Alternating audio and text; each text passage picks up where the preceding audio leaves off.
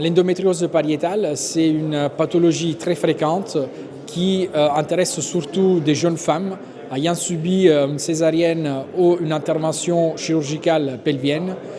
Elle se présente avec une masse sur la cicatrice des césariennes ou sur la cicatrice chirurgicale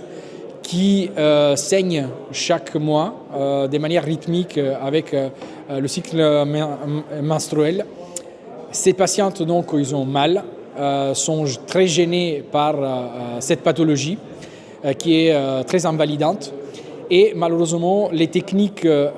thérapeutiques disponibles jusqu'à présent, donc l'hormonothérapie sur le volet médical et la chirurgie sur le côté chirurgical,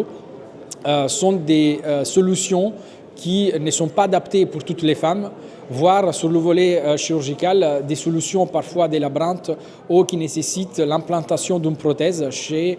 une population relativement jeune, avec une espérance de vie très longue. Donc en fait, on souhaite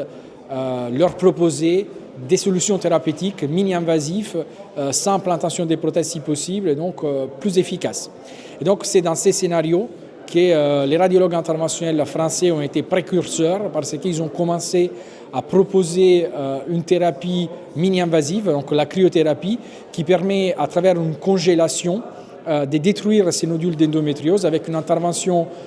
qui est réalisée dans la quasi-totalité des cas en hôpital de jour, sous anesthésie locale,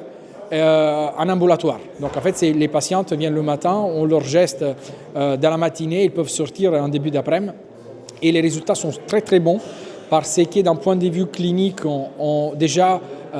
quelques semaines plus tard, les douleurs chutent de manière très brutale sur l'échelle 0,10 de la douleur. À 6 mois et 1 an, on a plus de 80% des patientes qui ont une douleur qui est revenue à zéro, donc un soulagement complet. Et en termes de taux de complications, on a très très peu de complications, dans la plupart des cas des complications mineures,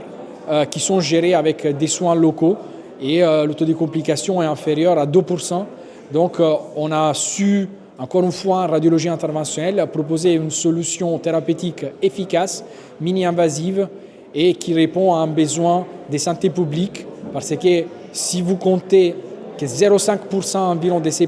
des patientes ayant subi une césarienne présentent ce type de problématiques, vous comprenez très bien que la population des patientes à laquelle on s'adresse est très très large.